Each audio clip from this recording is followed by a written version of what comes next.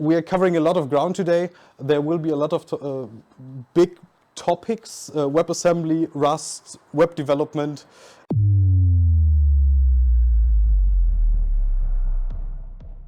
I'm very happy to announce the next speaker, Jan. He's he's helping Rust Dortmund for some time now and takes some burden from my shoulders. And I'm looking forward to what you found out about front ends. I hear of some controversial questions, but I think you will be up to it. Yeah, there will be some controversies. I found them myself in the code and in the people. Yeah, hello and welcome to my talk about frontends with Rust and WebAssembly in a TypeScript world. I wanted to patch that TypeScript world in there to say something about the ecosystem because I like the ecosystem a lot. Yeah, I think. So ready? Yeah, maybe. Yeah, who am I? I'm Jan Vaorin. I've developed software for more than 5 years, professionally, as a student, and I'm a master's student at Technical University of Dortmund. I'm a corgi dad. I thought that might make the people from Wales happy. If you want to reach me, you can reach me at jan@rust-dortmund.de. Yeah, that doesn't really work, I think. Let's set the stage. What are you going to? You can remote control me now. Thank you. When I press, you press. Setting the stage. After this talk, you should be able to evaluate if Rust is a good fit for a project, or Rust in the front end is a good fit for a project that might need to be a bit more precise. Understand how Rust works in the browser, and work on the workshop assignments, because Rust Dortmund brought some workshop assignments for later on if you want to work on them. If you don't want to work on them, you're free to talk to people or do whatever you want to do. And currently I'm reading a book called The Mythical Man Month, and there was a nice quote I just copied. It's "Practice is the best of all instructors," and because we all need practice with some Rust front end, we can get it here. And I think it's always good to have a appointment blocked. Yeah, let's, just for you, we are covering a lot of ground today. There will be a lot of big topics, WebAssembly, Rust, web development. If you don't understand one of the topics, it's fine. If you don't understand all of them, it's also fine. You can talk to me, you can talk to the others. Maybe my talk is bad. What is WebAssembly? The idea of WebAssembly is we want something like JavaScript, but faster, executable, and as portable as JavaScript. So what some people thought of is, let's get some assembly code like x86 assembly and get it to the web. So these smart people specified it to be really secure and basically an alternative to JavaScript that can also be compiled to via C, C++, Rust, and all the known systems languages. It's an open standard, and it's very sandboxed by default. You can just shove some data in and get some data out. There's nothing really that happens around that. And also native runtimes are available, but I will be talking about that later on. The high-level goals the committee set themselves is portability, standardized environment, seamless JavaScript integration, and performant execution. 3 of these we've already really reached: portability, standardized environment, and performant execution.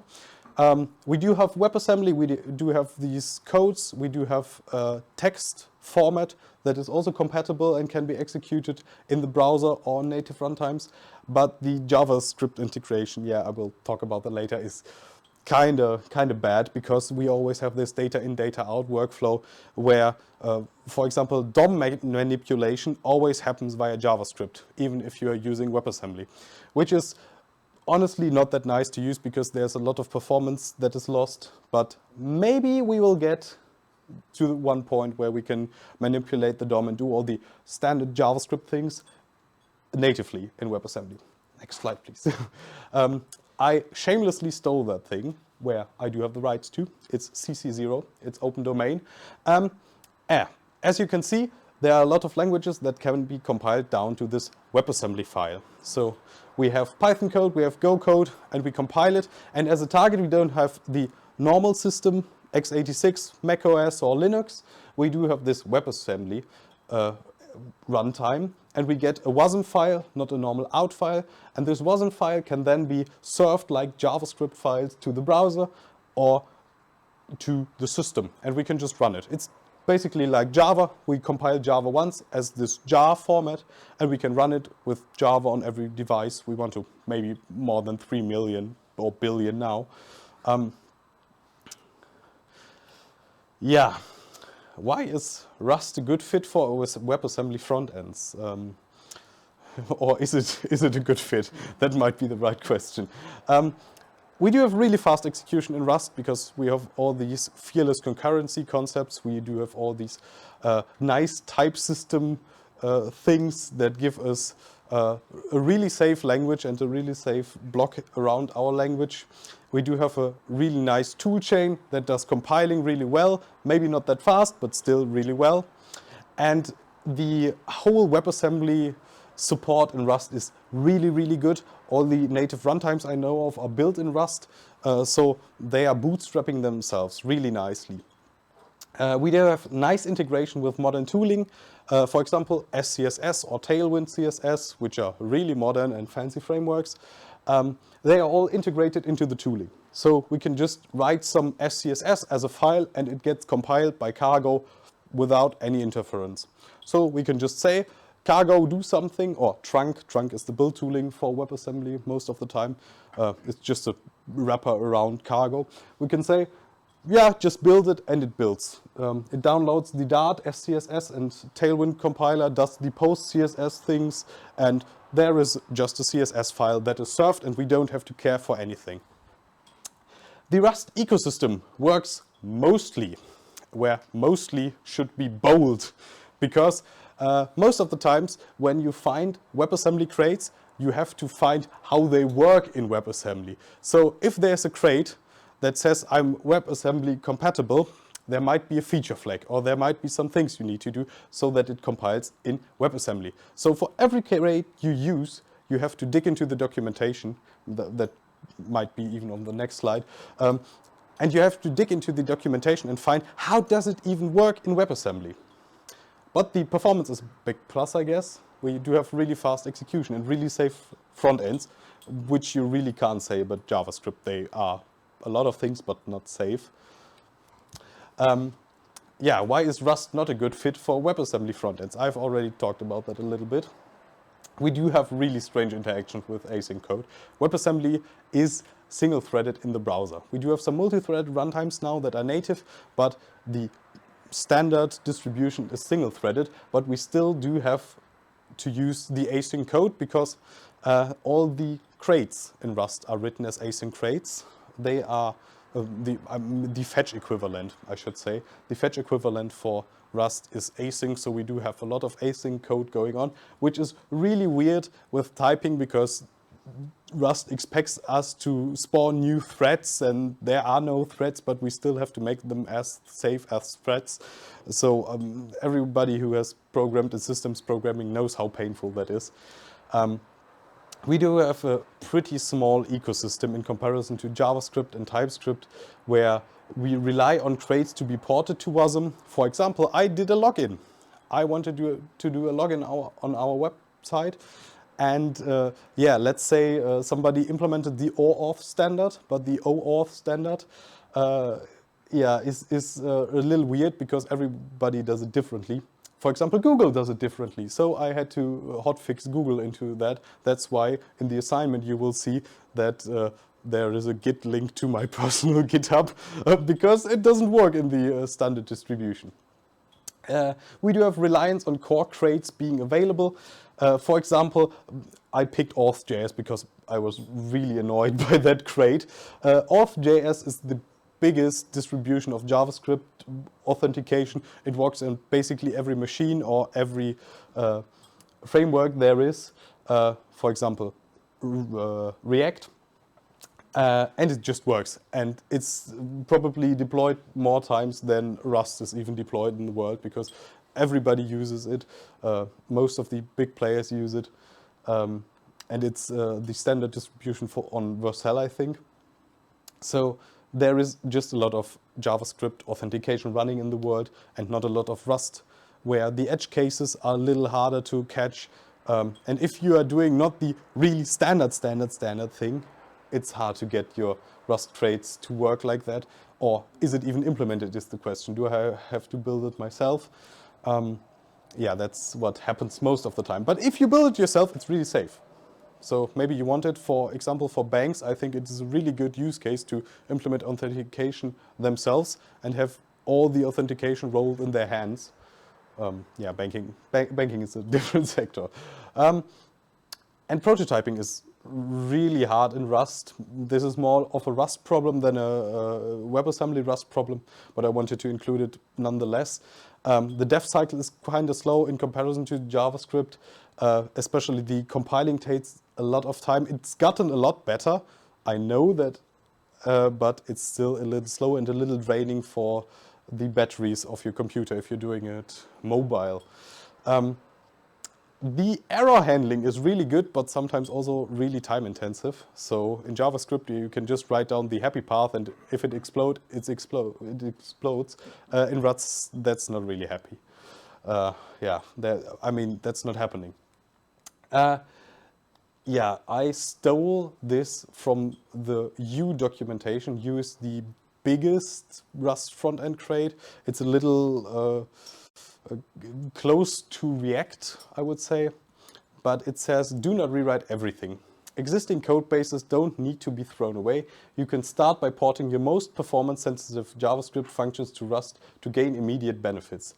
And you can even stop there if you want to. And I would support that 100%.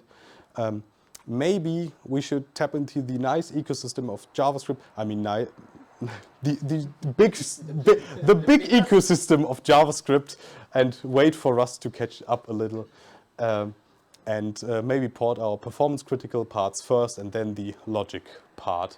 Yeah. I just wanted to show a little bit how much more stars React has in comparison to the Rust frameworks.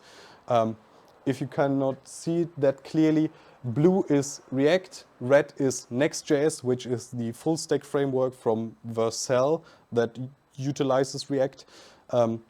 Yellow is Vue, the biggest front-end framework for Rust, and pink is the Leptos, which is the biggest full stack framework for Rust. You can also do full stack now, I've seen, but I haven't touched it, so no opinion from me there.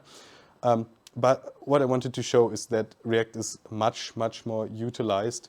And I mean, stars does not equal utilization, but most of the time in enterprise software, the thing that is used most gets used the most. So, for example, we have Angular and React, which are pretty dominant, and there's this quote, nobody has ever been fired for using IBM, and nobody has ever been fired for using React or Angular.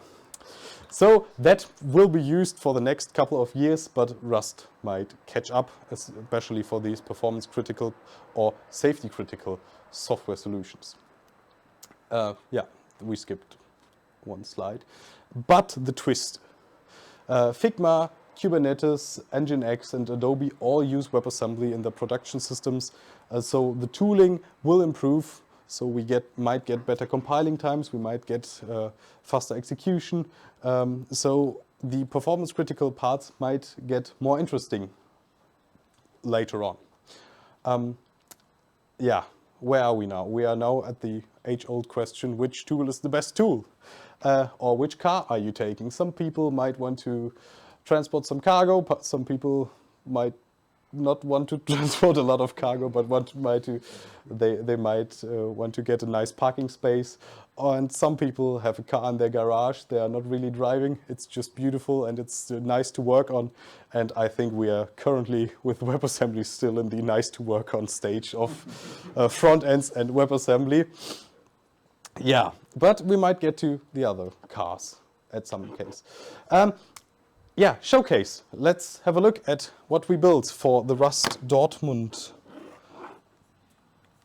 website. Obviously, I've already opened it here. Yeah. It's a very simple website where we do have some events. These events can be clicked and viewed. We have a showcase for the reactivity. If you press the button, something happens. I just wanted to include it because otherwise it's just a website. And we do have the imprint, obviously. Yeah, so let's have a look at the code, which is always a good idea to have that live, especially if the internet is good. Yeah, I will do it like that. How does a component look like? I mean, if you haven't seen React, it might look a little strange, but I think most people should have seen React code. And I thought I would, or I used you as the example because it was closest to something a web programmer might know. The others might get a little esoterical and use Rust features that look really strange. I mean, we're still using strange Rust features, but later on more. This is valid Rust code. So this is not HTML, this is valid Rust code. In Rust you can write your own DSL and make it look like something else. So this is Rust, this is not HTML, but it looks like HTML. What do we have here? We have the component use state that can be accessed via angled brackets use state later on in the application. We do have an easy counter with use state and the initial state is set to 0. We have a counter that is cloned, which is not good for performance, but we still need it. And we do have a callback function that increments the counter by 1. Yeah, and we click it, the onClick function gets fired.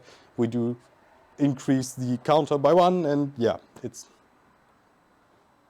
interesting. Yeah, I will give you 5 seconds to comprehend what happens there.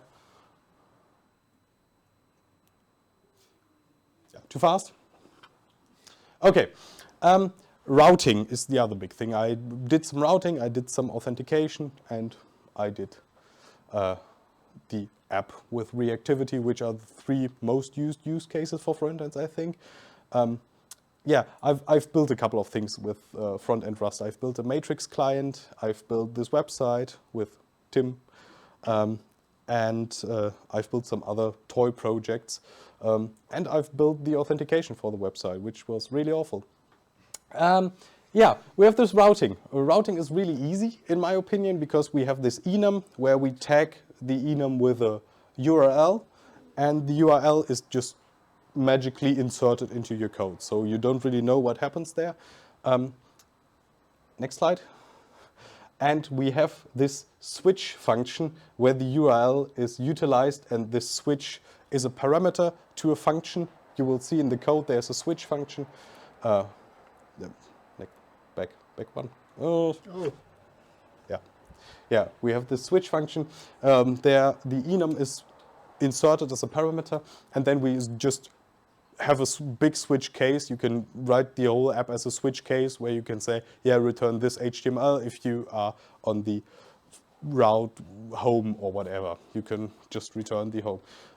We do have some navigation. We do have some authentication. As you can see, I'm doing Google OAuth. Yeah, I will just leave it there for a second so that you can ingest how beautiful it looks. Especially because I formatted it badly. Yeah. Yeah. Now let's get to the teach and hack part. You can open the project yourselves. You can either work on some open issues. If you work on that issue, you can maybe find some other people who are also working on that issue and comment below. You can build your own project from the code we provided, because we have a nice backend where you have these events written as Rust files. We have ideas for personal projects, apparently. I wanted to write projects. You can build a recipe blog, you can build a normal blog, you can build a local habit tracker, you can build a to-do app or a home lab overview, which I would build in your place. If you need some help, we have a README in the repo to set up Rust so that you can get everything working. We do have some udocs. You can work with the udocs. Yeah, fork the project and get going.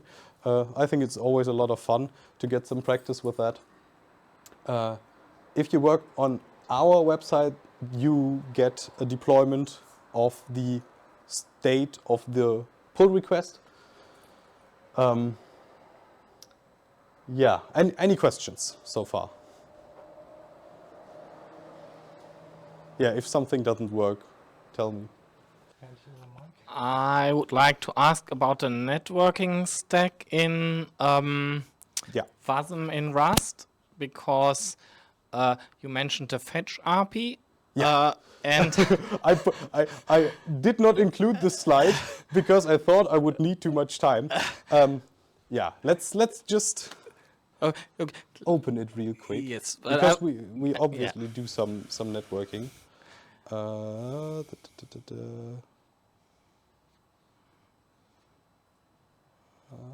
Nee.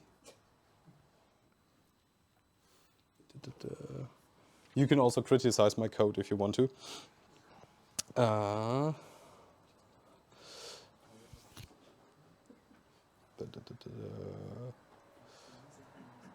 Yeah, we do not really use the fetch API. It's like the fetch API. It's a crate called request, and it's ported to Wasm to utilize the internal toolings of WebAssembly and JavaScript and wrap JavaScript so that you can do requests like if you would have the fetch API but do it in Rust.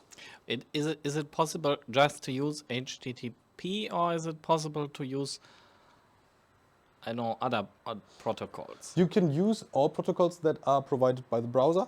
Okay. And you have to find a crate, or you can do it bare bones. Do you want to do it bare bones? Possibly no. If you want to use another protocol, you can use the crate. And I would use the crate then. Okay. And most of the protocols are already implemented in WebAssembly. If they are enterprise ready is a different question, because you always have this WebAssembly JavaScript boundary you are crossing, and there is no safety there. Rust provides safety on the Rust side, and the request response thingy is always a little tricky. Okay, thanks. Any online questions? Is there maybe a question? There's a question. Yes. Also a question online. So let's start with the online one. And Sorry. Okay. So we've got a question. Does Leptos use WebAssembly? Leptos uses WebAssembly in the front end, at least. The Leptos is made up of a backend part and the front end part, and the front end runs in WebAssembly. My question was, there was a slide where you said that some companies use WebAssembly, Yeah. but not in the front end. And I did not understand that. Okay, let's go back to that slide then. Maybe I explained it a little weirdly. You have two possibilities to run WebAssembly. WebAssembly is just a file like a JavaScript file, and you can run JavaScript either in the front end, in the browser, or in the backend via Node.js, which is also used for building front end, but that is the different thing. But if you can run backend services with JavaScript, and you can also, like that, run WebAssembly in the backend. There are native runtimes called Wasm or Wasm time or Wasma. Here are some. Wasma Lucid is also apparently one. I've never heard of that. And you can take these files and run them in the backend, like Java. I'm very happy you asked that question, because we can travel back in time. Like the first talk at Rust Dortmund, which is on YouTube, is about an operating system running in Wasm, like a complete Yes. Wasm runtime.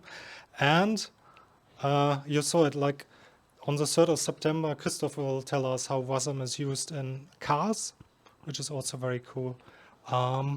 Yeah, very good question. Yeah, the portability is Can always we- really nice to have. Do we have another question online? I try to check. Yes, we do have another question online. Any recommendations for backend frameworks? Any thoughts on Rocket? Oh, let's get spicy. I have to say I haven't used Rocket in a while, for 1.5 years maybe. I usually like big integrated frameworks. For the audience here, Rocket is one of the big integrated frameworks of the Rust ecosystem, maybe the biggest. It's comparable to Django, if you know Python, so it does everything. It does authentication, database layer, it does some UI, at least API layer, and it has object relational mapping included, so it's a big thing. Rocket was, until then, always a little badly maintained.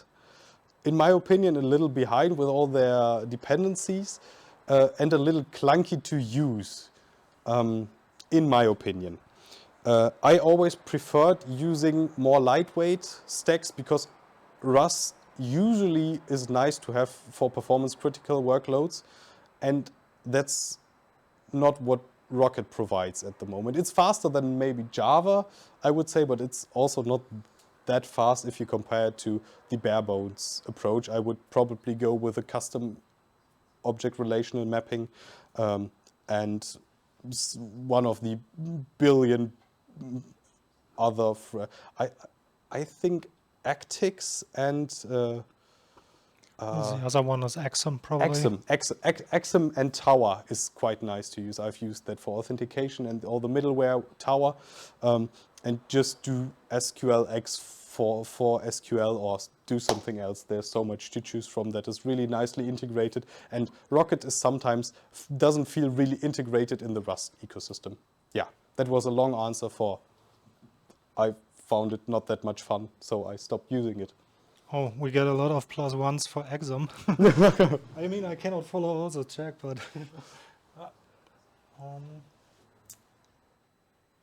Any other questions? yeah. Then thank you for your time, and I will. Yeah, I would say give in a big hand of applause. We just skip to the questions. Yeah, thank you very much.